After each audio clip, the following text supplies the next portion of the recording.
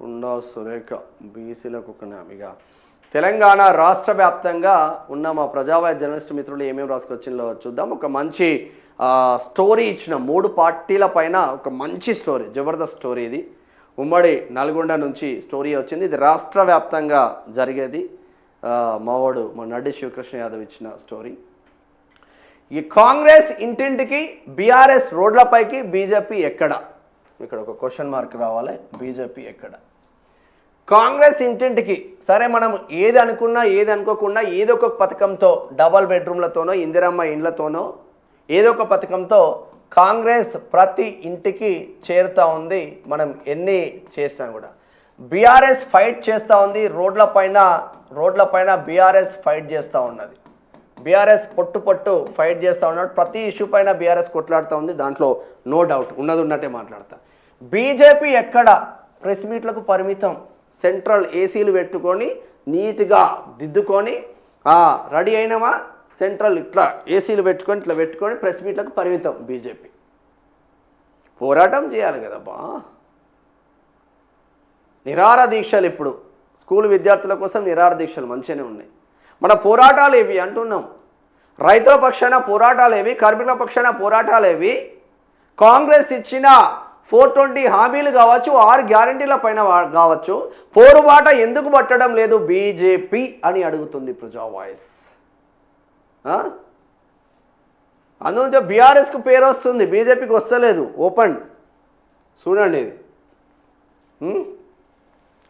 పథకాలతో కాంగ్రెస్ జోరు, పోరాటాలతో BRS busy, మౌనంలో బీజేపీ. ఉమ్మడి నల్గొండ జిల్లాలో 3 పార్టీలకు 3 రాజకీయ దారులు. ఇది ఓన్లీ ఉమ్మడి నల్గొండ జిల్లాకే పరిమితం కాదు, ఇది స్టేట్ వార్త. సేమ్ స్టేట్లో కూడా ఇదే ఉంది, మొత్తం ఇదే ఉంది స్టేట్లో కూడా. అధికారంలో కాంగ్రెస్ అభివృద్ధి సంక్షేమ అజెండా, ప్రతిపక్షంలో బీఆర్ఎస్ ధర్నాలు, రాస్తారోకలతో ప్రభుత్వంపై ఒత్తిడి. ప్రజా సమస్యలపై బీజేపీ గలం ఎక్కడ అంటే అక్కడే, ఎక్కడ వేసిన గొంగడి అక్కడే. క్యాడర్లోనూ చర్చ వచ్చే రాజకీయ పోరుకు ఇప్పటి నుంచే ఎవరి వ్యూహం వారిదే. ప్రజల వద్దకు చేరడంలో ఎవరి రాజకీయ పంత ఫలిస్తుందో చూడాలి. ఇప్పటికైతే బీఆర్ఎస్ రాజకీయ పంత ఫలిస్తూ ఉంది. కాంగ్రెస్ పైన కొట్లాడడం బీఆర్ఎస్ సఫలీకృతమవుతూ ఉంది. మా కేసీఆర్ ఉన్నప్పుడే మంచిగా ఉండే అని 80% ప్రజలు ఆల్రెడీ వేయండ్లు, కట్టర్ కాంగ్రెస్ వాళ్ళు తప్ప. వాళ్ళు కూడా లోపల అనుకుంటున్నారు కేసీఆర్ ఉన్నప్పుడే మంచిగా ఉండరా అని.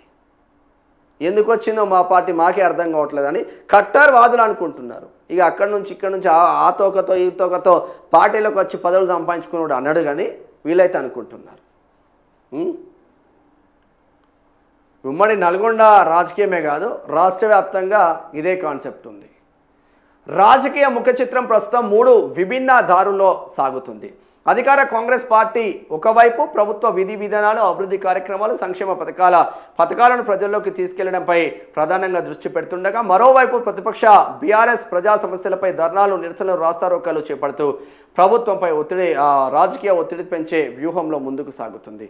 ఈ 2 పార్టీల మధ్య ప్రజా సమస్యలపై పెద్ద ఎత్తున పోరాటాలు, నిరంతర రాజకీయ కార్యక్రమాలు విషయంలో బీజేపీ మాత్రం అంతగా కనిపించడం లేదనే చర్చ రాష్ట్ర రాజకీయ వర్గాల్లో నడుస్తూ ఉంది. కాంగ్రెస్ పార్టీ రాష్ట్ర వ్యాప్తంగా ప్రభుత్వ అమలు చేస్తున్న సంక్షేమ అభివృద్ధి కార్యక్రమాలను ప్రధాన రాజకీయ అస్త్రంగా మలుచుకుంటుంది. రైతు రుణమాఫీ, రైతు భరోసా, సన్న బియ్యం పంపిణీ, ఉచిత విద్యుత్, ఇందిరమ్మ ఇల్లు, మహిళా స్వయం సహాయక సంఘాలకు ఆర్థిక చేత, రహదారులు, తాగునీరు, విద్యారంగ అభివృద్ధి వంటి అంశాలను ప్రజల్లోకి తీసుకెళ్తుంది కాంగ్రెస్. ఇటీవల జరిగిన ప్రభుత్వ కార్యాలయంలో అంటే ఇది ఎక్కడ కూడా రాజకీయ చర్చ అనేది లేకుండా పోతూ ఉంది. బీఆర్ఎస్ ప్రతి దాంట్లో పోరాటం చేస్తూ ఉంది. కాంగ్రెస్ పథకాలతో మేము ముందు వరుసలోకి వెళ్తూ ఉన్నది కాంగ్రెస్ ప్రయత్నం చేస్తూ ఉంది.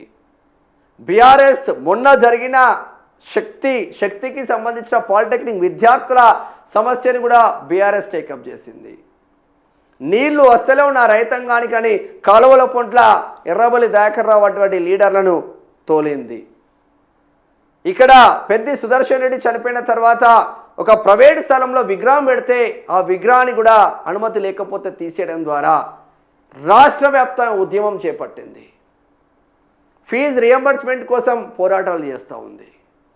ఎటుపోయింది కాంట్రాక్టర్లు, ఎటుపోయినాయి అని పోరాటాలు చేస్తూ ఉంది. ఉద్యోగస్తుల పెన్షన్లు ఎటుపోయినాయని పోరాటాలు చేస్తూ ఉంది, ఉద్యోగులకు అండగా ఉంటా ఉంది, నిరుద్యోగుల పక్షాన ఉండి సరూర్ నగర్ అటువంటి సభలను సక్సెస్ చేసుకుంది యువగలంతో. దీంతో ముందుకెళ్తుంటే ఇక బీజేపీలు మాత్రం ఢిల్లీలో పెట్టిండ్లు, అందరు ఒకటైనా అని చెప్పిండ్లు. ఇప్పటికీ రైతుల పక్షాన పోరాటం లేదు, కార్మికుల పక్షాన పోరాటం లేదు. మీరు పోరాటం చేయాలంటే కాంగ్రెస్ పైన యుద్ధమే చేయొచ్చు ఇప్పుడున్న పరిస్థితుల్లో. మరి కాంగ్రెస్కి మీకు ఏమైనా ములాఖత్ ఉందో మాకు తెలియదు. యూరియా వస్తలేదు, డిఏపి బస్తాలు వస్తలేదు, పిండి బస్తాలు వస్తలేవు, వర్షాలు లేక నానా ఇబ్బందులు పడుతూ ఉన్నారు రైతాంగం. ఆటో కార్మికులకు ఇస్తాన హామీ లేదు, కౌలు రైతులకు ఇస్తాన హామీ లేదు. ధరణి దరిద్రం పోయి భూభారతి తీసుకొచ్చిన తర్వాత కూడా ఎన్ని అప్లికేషన్లు వచ్చినాయి, ఎంతమంది రైతాంగానికి అప్లికేషన్లు క్లియర్ అయినాయి. దానిపైన రెవెన్యూ డిపార్ట్మెంట్ పైన యుద్ధం లేదు, ప్రభుత్వ అధికారుల అవినీతి పైన యుద్ధాలు లేవు. రోడ్లు సర్వనాశనం అవుతుంది. కాంగ్రెస్ వచ్చిన తర్వాత పెద్దగా రోడ్లు ఉరగబెట్టింది ఏం లేదు. ఆర్టీసీ సర్వనాశనం అవుతుంది. ఆర్టీసీలో అడ్డం దిడ్డం ఛార్జీలు పెంచుకుంటూ మగవాళ్ళ నడ్డి విడిస్తూ ఉంది కాంగ్రెస్.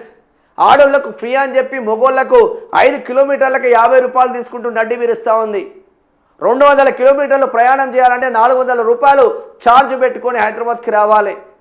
200 కిలోమీటర్ల దూరంలో ఉన్నాడు ఒక్కడు హైదరాబాద్కి రచ్చిపోవడానికి 1000 రూపాయలు ఛార్జ్ అవుతుంది. వీటన్నిటిపైన జబర్దస్త్ యుద్ధం చేయాలి. మీరు మిల్లర్ల భర్తం పడుతుంది కాంగ్రెస్, మిల్లర్లో జరిగిన అవినీతి పైన మీరు యుద్ధం చేయాలి. బీజేపీ ఏం చేస్తున్నారా బా? రీల్స్ చేసుకుంటున్నారా మీరు? కట్టర్ కాషాయ కార్యకర్తలు మీకోసం ప్రాణం ఇవ్వడానికి రెడీగా ఉన్నారు కదా. మీరు పోరాటాలు చేయండి, మేము ఉన్నామని చెప్తా ఉన్నా కూడా మీకు చేత కావట్లేదు. ఇది ఓవరాల్గా దీనికి సంబంధించింది.